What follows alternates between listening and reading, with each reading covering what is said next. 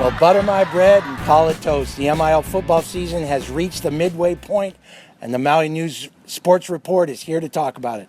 I'm Rob, he's Jordan, and off we go. Two interesting games to finish the first round in 11-man football, but the biggest game of the weekend, Jordan, was in Ho'olehua. Molokai 62, Seabury Hall 7. Yeah, first time Seabury has been defeated in their football playing history. And you kind of had the feeling it was going to be Molokai at some point to do it, and the Farmers, boy, did they break out in a big way. Home game, pep rally, the cheer squad's out there. John Mokiao Duvashel with 4 touchdown passes, also ran for one, and a Victorino, Alden Abafo, Makabagay Sanal. Everybody kind of chipping in, and a big offensive outburst. I mean, 62 points that they hang up. They have been on an unbelievable pace scoring-wise, and the Farmers looking like the class of the state in 8-man football. I'm here with junior quarterback John Michael Mokiao Duvashel. You had a great game today. Talk about your game today, buddy. I just like to say, first of all, thank you to our Heavenly Father for blessing us with this game that we all love to play, and all glory goes to Him. But I just overall, just team, the defense, offense, all around, we just worked hard and came up with that W. And no doubt, and we could see those two teams again on Halloween Day for sure in the championship game. I think it would be a great fun to have like a doubleheader.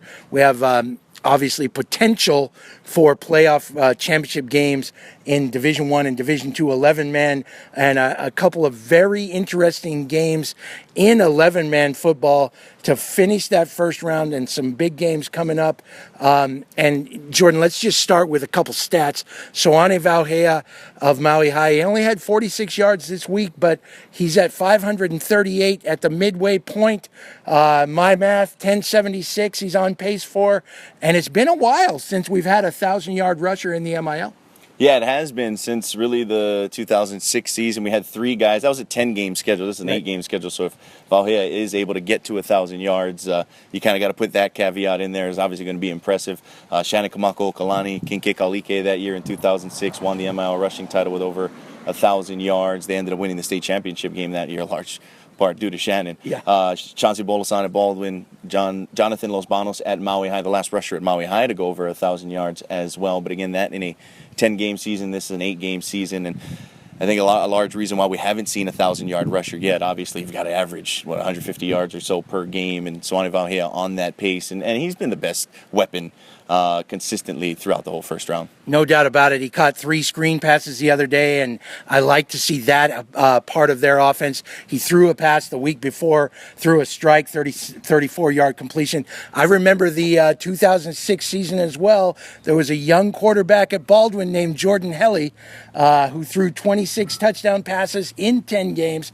That's a league record that still stands. 16 of those went to your buddy and now fellow coach at Kamehameha Maui, Chase Nakamura, caught 16 touchdown passes. I don't know if that record will ever go down. That's remarkable. Those records still stands. Vauhea from here, he needs to average about 115 yards per game to reach that magical number.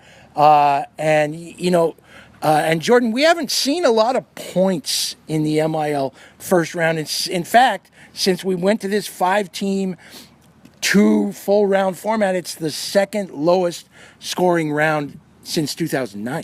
Yeah, I think a couple of reasons for that. A lot of inexperience on offense, and then some really solid defense by a lot of the teams. I think that combination has resulted in some ugly offense and the low output. Yeah, and just 347 points scored in this round. The low was set in 2011, second round, 340. And so far this year, Jordan, we've seen a lot of touchdowns scored on returns. In fact, fewer than half of the touchdowns this year in league play have been scored on runs. We've had 20 rushing touchdowns, 17 receiving touchdowns, and 8 on returns. 4 of those, by the way, by La'akea Kaho Hano Davis at Baldwin. But Maui High's been the cream of the crop. They're 4-0, and they haven't given up a touchdown in a long time. Yeah, since really the first week of the MIL season, and that defense has kind of been bend but don't break at times. But you just got to give them a lot of credit for keeping people out of the end zone and off the scoreboard.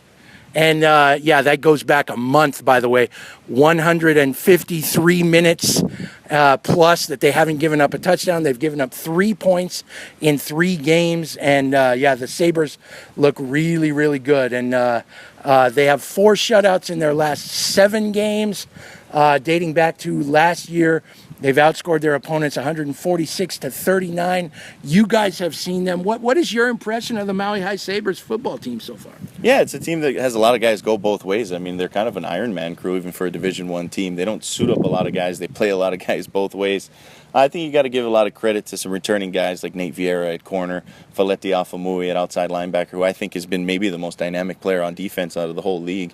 Really impressed with Afamui, a lot of length on the outside, and guys like that have kind of kept that defense together, I think, and really allowed them to ride the running of Soane Valhea. And their offense, hasn't put up a ton of points, but it's been more than good enough. And I think the brand that they're playing, eat up the clock and let that defense do their work, I think it's been a good recipe for them. No doubt about it. There's a lot of good football going on, 8-man, 11-man. I love to see what Molokai's doing over on the Friendly Isle. It's a fun story, no doubt about it. Big games this week, Lahaina Luna at your Kamehameha Maui Warriors. You get them at home. What do you expect? The Luna's coming off a bye. You gotta think they're going to be ready. Yeah, I think you expect a little bit of everything out of Lahaina Luna coming off of a bye in a game that everybody starts fresh at 0-0 coming out in the second round. So, Lahaina Luna will be ready if nothing else. And that's on Friday night. Saturday night, King Kekalike versus Maui High to get things going there. And those are every game in the second round, when we had really 2 unexpected first-round champions, is going to be huge. I can't wait, man. Yeah, really. And, I mean, King Kekalike had the most success against Maui High on offense. Did. So you never know what could happen. No doubt about it. That's our report for this week. And send us your bobbleheads. Thanks, Steve.